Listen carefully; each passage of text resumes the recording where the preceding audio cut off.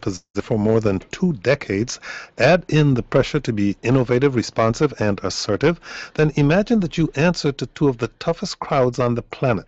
Children, more than 70,000 of them, and their parents, who happen to populate one of the richest counties in the country. That's Rick Williams' job in a nutshell. He's Loudoun County's new school superintendent, and he comes to Loudoun with an accomplished resume from school systems in Virginia, Florida, Massachusetts, and beyond.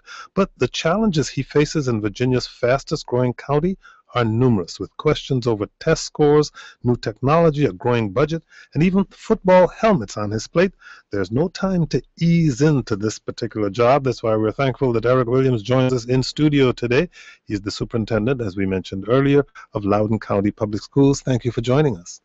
Good afternoon. If you have questions or comments for the superintendent, give us a call at 800-433-8850. You had some pretty big shoes to fill when you started in Loudoun County in July. Your predecessor, Edgar Hattrick, was at the helm of the schools for 23 years, a period in which the school system quintupled in size. With all this growth, plus hot-button issues like testing, technology, and, of course, the budget, how do you determine your focus and your priorities going into a job like this? Well, I'm honored to come to Loudoun with such a strong tradition of excellence, and specifically to follow in the footsteps of Ed Hattrick. Although I will say my wife told me I was crazy to follow such a long-serving superintendent, although I have experience with that because I served as superintendent in York County previously, and my predecessor there retired after 17 years, and there was only one superintendent longer serving in the same division, and that was Ed Hattrick. So actually... So you're now the traditional go-to guy in the event of replacing a long-standing superintendent. That's right. And you're absolutely right in terms of the challenge that faces me is really taking the lay of the land. And the question that I've phrased in order to do that is how should we sustain and build on the excellence of our schools? And both of those words in that phrase, sustain and build on, are important. In terms of sustain, part of it is not messing up the wonderful things. I remember when I became superintendent in York County over 6 years ago, my daughter, who was entering the 9th grade, when I was telling her what a wonderful school system it was, she looked at me and said, "Dad, don't mess it up." And so that I tell that story because it is so true. So part of the challenge in Loudoun is saying to the community, saying to staff, board members, parents, students, what's working well, what do we need to not mess up, but then how can we build on that? You recently presented a plan called Vision 2020 that lays the groundwork for a new strategic plan for the school system in Loudoun County. It calls for more public input into the system's goals. How is this approach different from what's already been happening in Loudoun? So previously the school board has articulated goals, but the school board has said, hey, we really want to take a comprehensive look at where we want to go as a division. What does an ideal graduate look like? What skills and competencies would that graduate have? And so the school board has said, let's ask that question. Let's identify a handful of key strategies, not 15, 20, 30, but like literally a handful, up to 5 big ideas for how we can produce this type of ideal graduate. And so it's really about getting back to answering that question, how can we sustain and build on that excellence? You're well known for being a big proponent of technology in the classroom. As superintendent of York County Schools in southeastern Virginia, you led several initiatives to get personal devices and even social media into the classroom.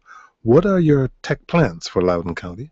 So I'm thrilled that Loudoun has extensive interest in saying, hey, how can we effectively use technology to support student achievement? And last year in Loudoun, there were questions about to what extent should there be school-owned devices? In other words, should there be a one-to-one initiative in which the district is buying devices and giving it to kids? Or to what extent should we just allow students to bring in their own devices? And I suspect that the answer really lies in a combination of both of those. And so that's one of the things I'm going to be working with the board and the community on this year is what might a technology initiative look like? The important thing I would say, though, is not getting caught up in the device itself.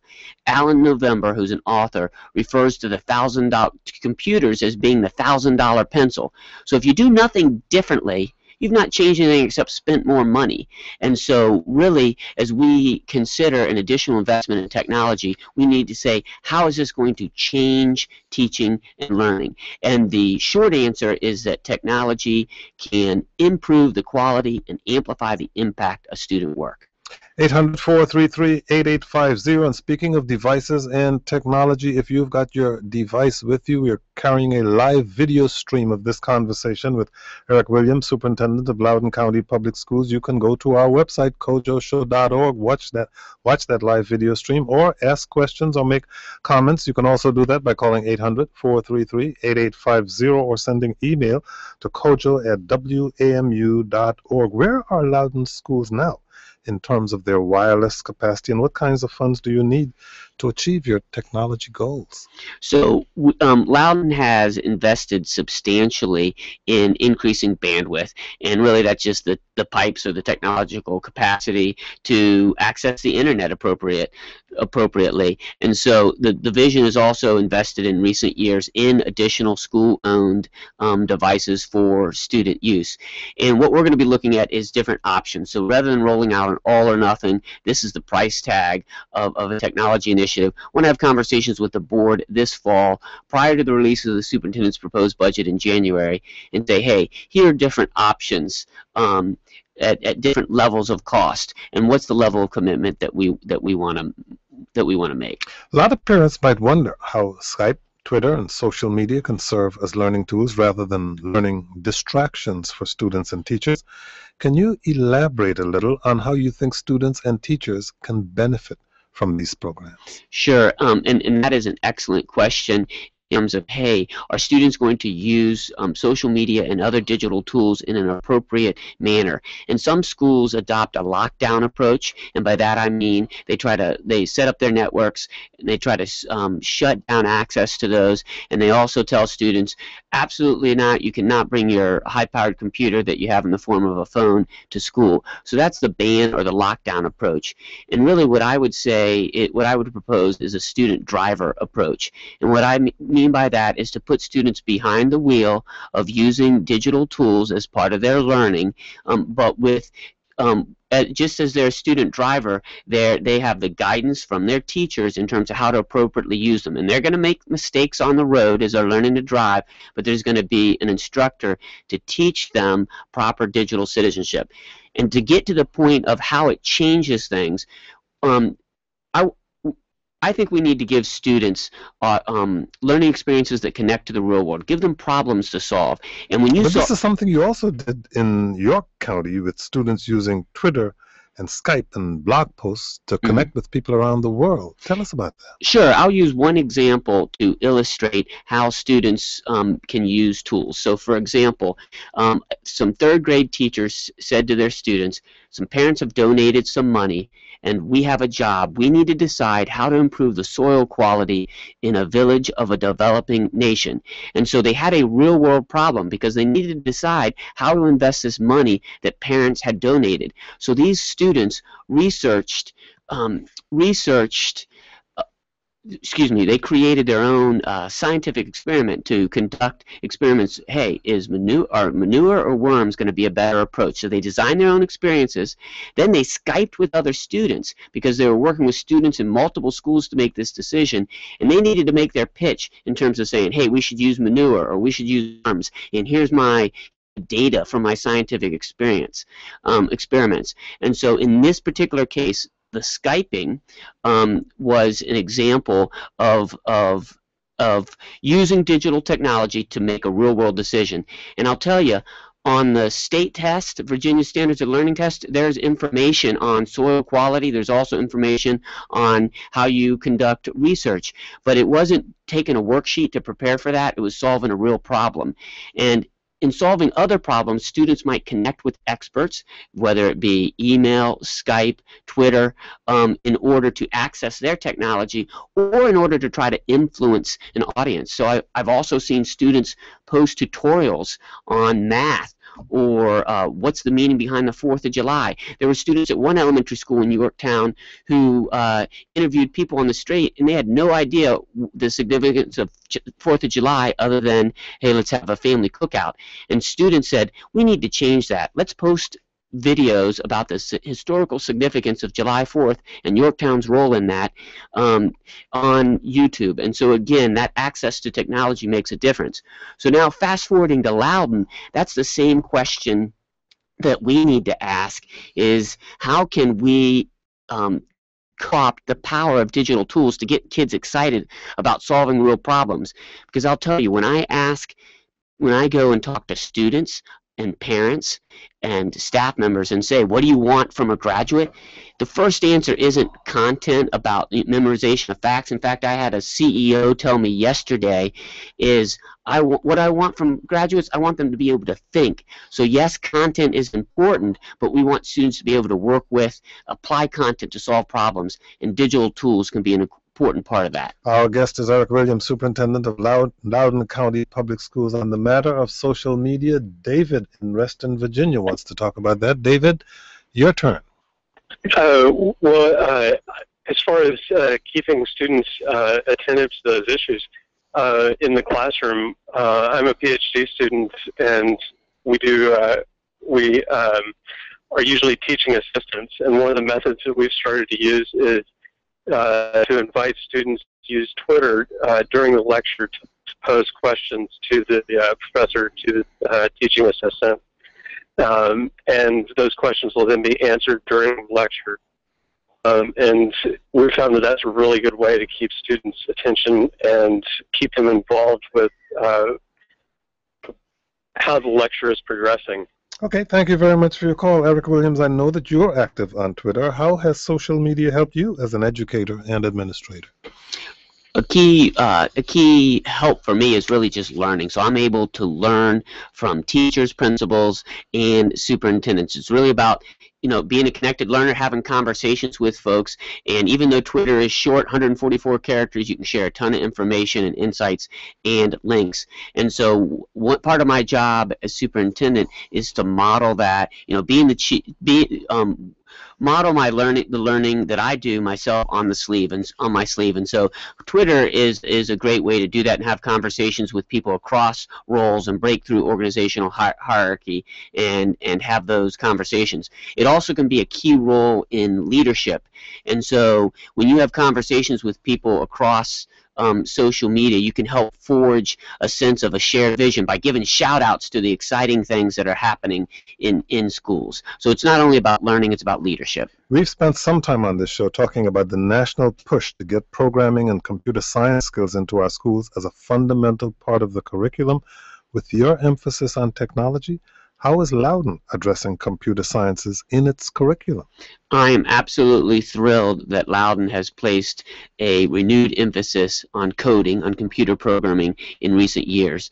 They, through the support of the TEALS initiative, which is a partnership with Microsoft, Loudoun has brought in experts from the field alongside high school teachers to help high school teachers expand their knowledge of computer programming in order to beef up and increase the number of kids enrolled in computer science courses in Loudoun County. But we need to start earlier, and so I'm thrilled that we had middle school teachers this summer in Loudoun County creating curriculum for middle school courses relating to coding.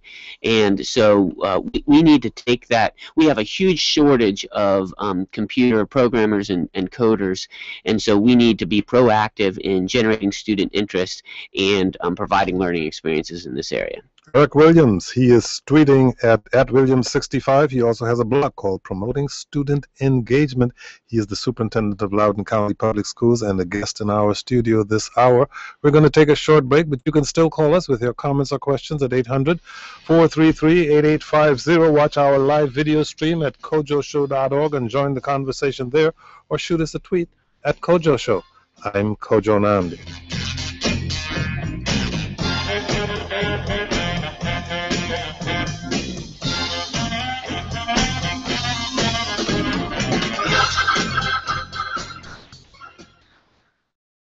Coming up at 1, a power-sharing deal for Afghanistan and what it means for a long-term security agreement with the U.S. Plus, from great cookbooks to classic literature, author Jennifer Conyard Black on the art of food writing.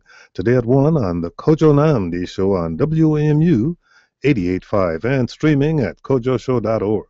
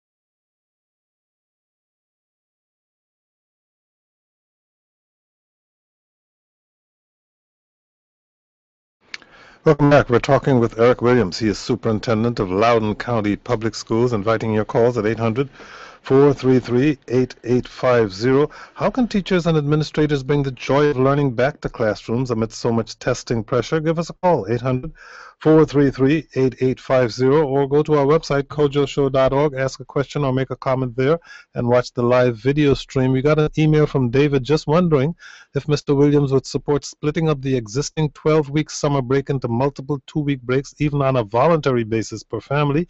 There are rumors that Fairfax County has or had such an offering, thereby reducing the effect on students of so much time away from the classroom all at once. So that's a really interesting question in terms of breaking up, dividing up that summertime, and I don't know in terms of that specific suggestion. I will say we need to think creatively in terms of how we're using our time. School divisions across the state of Virginia have advocated for greater flexibility and local control over setting the school calendar. And right now we're not able to start school unless there's specific exemption reasons that you can start before Labor Day. We'd love to have that flexibility, and so this really relates to the question of, hey, should we be splitting up that summer break? Let's have a more flexible approach to time. The other thing I would say is, in terms of time requirements, the state says in order to give a high school credit, you need to have 140 credit hours. And I would say, in terms of innovation, is if a student doesn't need 140 hours to master the content of a course, why are we having that seat time requirement? And have we lived past? Has the usefulness of that requirement expired at this point? Here now is, speaking of the use of time, Kevin in Loudoun County. Kevin, you're on the air. Go ahead, please. Hi, thanks for having me. You're welcome. So I'd like to ask about full-day kindergarten. So as a parent of a young child in Loudoun County, I find it unacceptable that, as the richest county or one of the richest counties in the country, that we don't offer what I feel is the gold standard for early education, that Loudoun County only offers half-day kindergarten except for a few select schools that may have been deemed disadvantaged. So for many parents, especially in families with two working parents, I find it, one, to be highly disruptive, and two, kindergarten, I think nowadays is becoming less preparatory and more actual education taking place, and we've got it where young kids are only getting half of that education and then having their day disrupted because they have to be transferred out of that into a child care setting. So it's disrupted families, disrupted to the child's education. I know there are physical facility issues with having. But your bottom line question is, why can't we have full-day kindergarten in Loudoun County? My question is, I find it unacceptable. What's Loudoun County's plan to have full-day kindergarten across the whole county? And, I know it can't happen tomorrow, but is there a plan to start step one so that someday in the near-term future there will be full-day kindergarten? Eric Williams? And I will say, my thinking about this issue, and I've got a homework assignment as new superintendent, is needing to learn more about this issue, but my thinking is definitely connected to one of the last comments you made, and that's that if we were to move towards a greater number of full-day kindergarten offerings within our division, what would that progression look like? Because uniformly, I hear from community members, parents, school board members, staff members about how much people value kindergarten. So then the question becomes, okay, well, what are the barriers and how can we be solution oriented to try to overcome those barriers? And you've mentioned the space limitations. Obviously, there are financial implications as well. But really, I think you posed a good question in terms of if we were to move more towards full day kindergarten, what would that progression look like, and how might we roll that out? Kevin, thank you very much for your call. Last year, 9 schools in Loudoun County failed to meet the basic academic threshold set by the state, compared with just 2 in 2012. But last week, Loudoun received good news that 8 of those troubled schools are now fully accredited, bringing Loudoun to an 89% accreditation rate in a state where accredited schools are slipping and testing is becoming more challenging. How do you close that accreditation gap at the same time as getting kids to both master content and, one of your priorities, enjoy the learning process? And so first of all, I'll say I'm absolutely proud of the students and staff of our schools that were previously identified as focus schools or accredited with warning and now have moved themselves out of that status. They did incredible work over the last couple of years to improve student achievement. And I think it's important, though, that the lesson learned isn't that we need to have a test prep mentality. And by that I mean where we're really just trying to pour a bunch of facts into kids' heads and superficial race through the content just so we can check it off, say, hey, yeah, we covered that. Because I would say, how often does a kid run off the bus at the end of the day and say to mom, look at this Scantron sheet, look at all the bubbles I filled in, aren't you proud of me? No.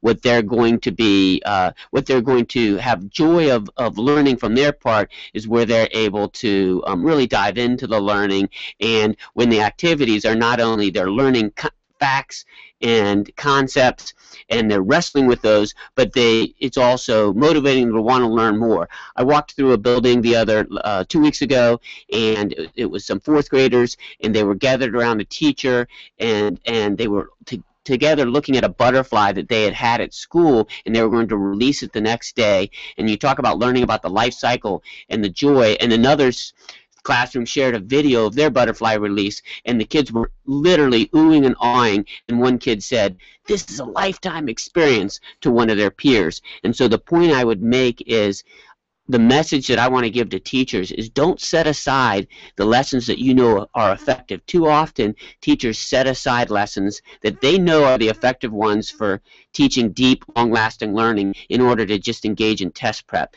And so we'll get good results and perform well on the tests if we're focusing on capturing the joy of teaching and learning. Can't go wrong with butterflies. Parents really get a taste of the testing frenzy starting in 3rd grade in Virginia, when kids are tested multiple times in reading, math, social studies, and science. Do you support reducing the number of standardized tests for students? How is all of this testing also affecting your teachers? So we're proud that Delegate Tad Greason in Loudoun played a key role statewide in convincing the state to roll back the number of state exams. And so, for example, at the 3rd grade level this year, instead of 3rd graders taking standardized tests at the end of the year in 4 content areas, they're taking it in 2. Now, the content areas that aren't tested in 3rd grade with a state exam this year are social studies and science.